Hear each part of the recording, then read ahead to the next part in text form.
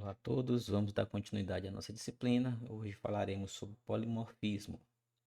Bem, polimorfismo é um recurso que permite, de forma bem resumida, aproveitar a assinatura de um operador ou de um método e mudar o comportamento, ou seja, a assinatura é a mesma, mas o comportamento é distinto. Nós basicamente temos dois tipos, a sobrecarga e a sobreposição.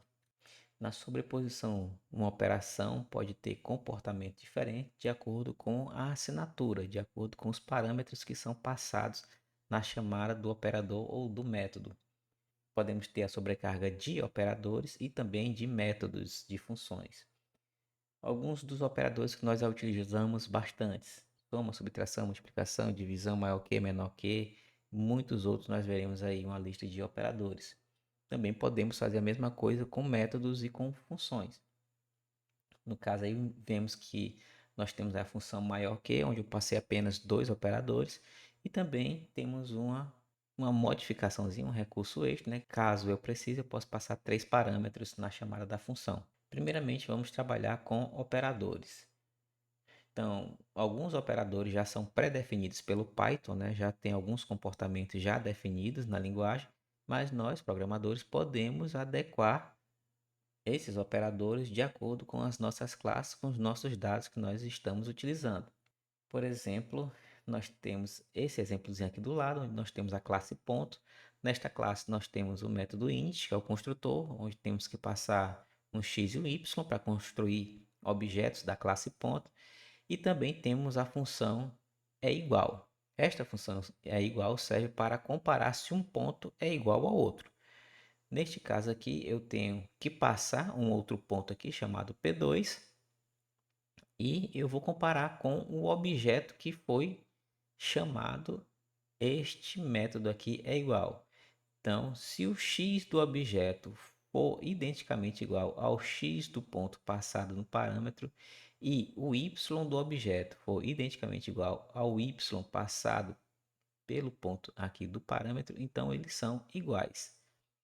Um exemplo aqui nós temos que P1 é igual a 4, é o ponto 44 e P2 é o ponto 44. Né? Foi um exemplo infeliz, me perdoem, eu botei 44, 44 podia ser 44, 40, 40. 1, 1, 2, 2, certo? O importante é que x tem que ser igual a x e y tem que ser igual a y. Então, quando a gente botar aqui o comando id P1, significa que nós vamos imprimir o endereço de memória em que canto da memória esta variável, este objeto se encontra. Aqui também nós teremos a mesma coisa com o ponto P2. Quando fizermos esse print, nós veremos que eles estão em posição de memória diferente, ou seja, são pontos distintos na memória. Estão em locais diferentes da memória, um não depende do outro.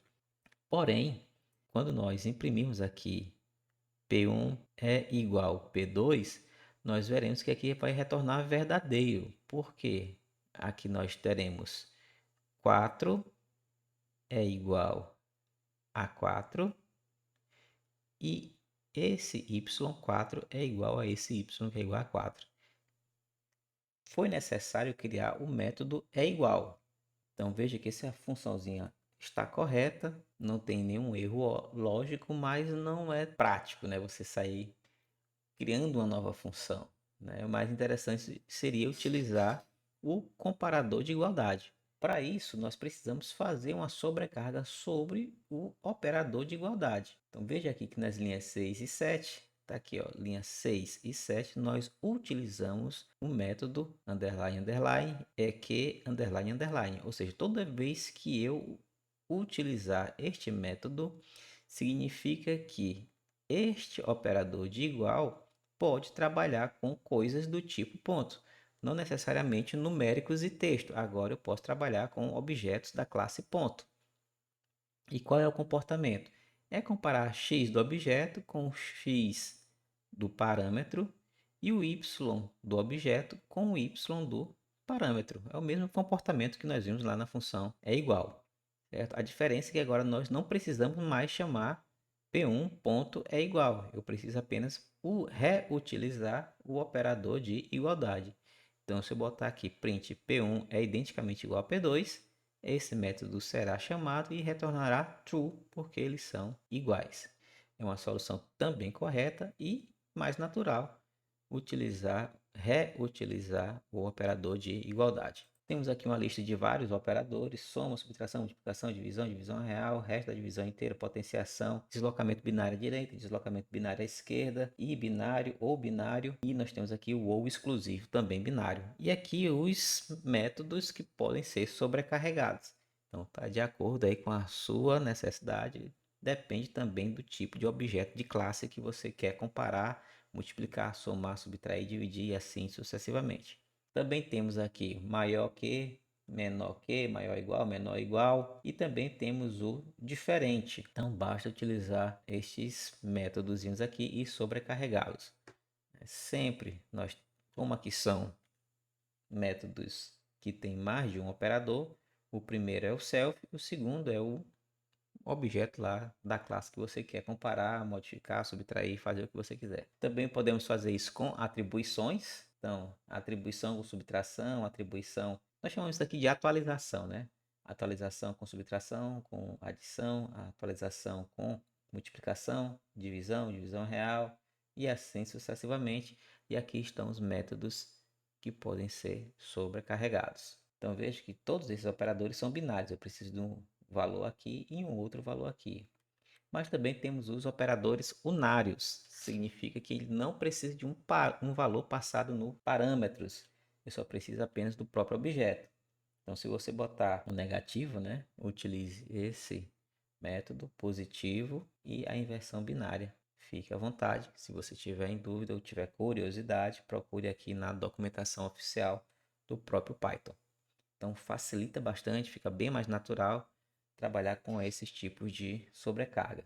Também é possível, pessoal, trabalhar com despacho.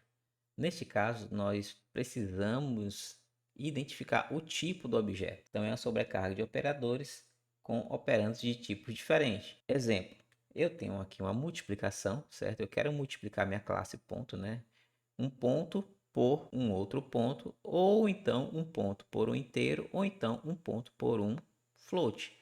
Neste caso, eu vou utilizar os métodos isInstance para saber se um objeto pertence a uma determinada classe, ou isSubclass para saber se um objeto é subclasse de uma determinada classe. Veja aqui que na linha 11, cadê a linha 11? Eu estou querendo saber, na minha multiplicação, eu posso multiplicar esse ponto por um ponto ou um ponto por um numérico. Então, se este objeto aqui que foi passado é uma instância, é um objeto da classe ponto, então eu quero multiplicar um ponto por outro ponto. Então, se é ponto com ponto, eu pego x e multiplico por x e entrego isso a x, e y, eu pego y e multiplico por y e entrego nesta minha variávelzinha aqui. No final, eu crio um novo ponto xy, novo ponto xy.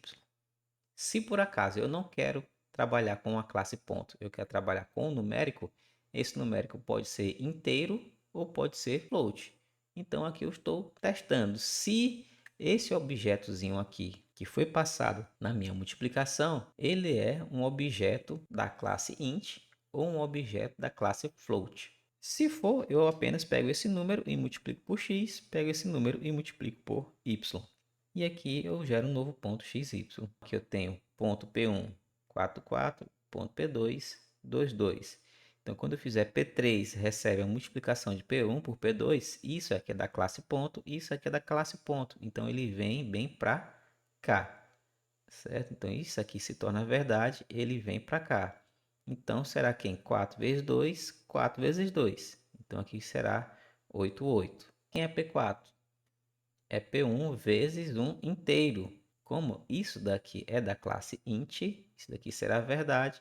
Então, eu vou pegar este inteiro e multiplicar por x. E vou pegar esse inteiro e multiplicar por y. 4 vezes 100, 400. 400, ou seja, aqui será o ponto, parêntese, 400, ponto e vírgula, 400. Fecha parêntese.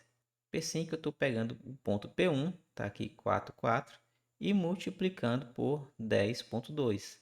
Então, esse objeto aqui é da classe float, então ele vem parar bem aqui. Então, eu vou pegar 10.2 e multiplicar por 4 e 10,2 e multiplicar por 4. Então, está aqui meu ponto P5. Até aqui nós falamos de sobrecarga de operadores, agora falaremos sobre sobrecarga dos métodos. Então, podemos expandir essa funcionalidade dos métodos utilizando parâmetros com valores pré-definidos, ou seja, nós já vimos isso lá em programação 1, parâmetros opcionais. Veja que aqui eu tenho nas linhas 23 e 24, o y é opcional. 23 e 24, o y é opcional. Por que é opcional? Porque eu vou ter aqui uma atribuição ao y. Significa que se eu não definir o y aqui, significa que ele será, por padrão, zero. Então, neste caso, nosso ponto P1 será o ponto 4, 0. Então, 4 recebe x e y recebe 0. Aqui será o ponto 4, 2. O 2 passará por cima do 0. Então, nós teremos o ponto 2, 2. Muito cuidado na hora de definir os nomes dos métodos. Se você utilizar métodos com o mesmo nome, o Python vai fazer o que ele chama de substituição, certo? Então, ele vai utilizar aquele método mais recente. O que foi antigo será esquecido. Então, neste caso aqui, eu criei este init e criei este init. O Python vai eliminar, esquecer o que é isso daqui e vai trabalhar apenas com o mais recente. Então, neste caso, o Python saberá apenas deste construtor, 2 parâmetros obrigatórios e um opcional. Isso daqui ele vai esquecer.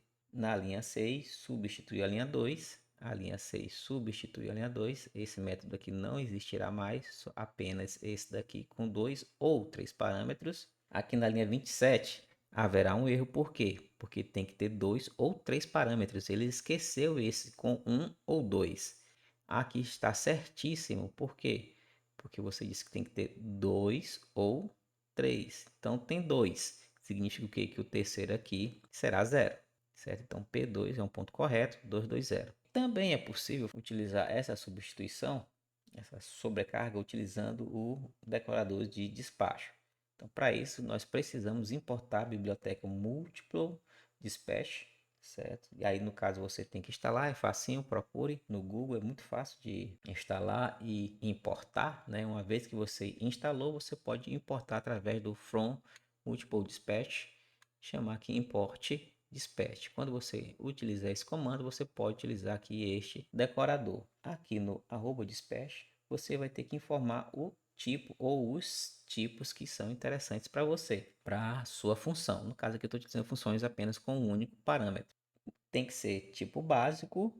O tipo básico quem são int, float, str. Então veja que aqui eu utilizei dispatch int, significa que essa multiplicação tem que ser inteira.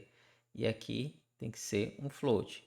Se não for nenhum básico, você vai ter que utilizar o tipo object, que é o caso aqui, que é qualquer um que não for tipo básico.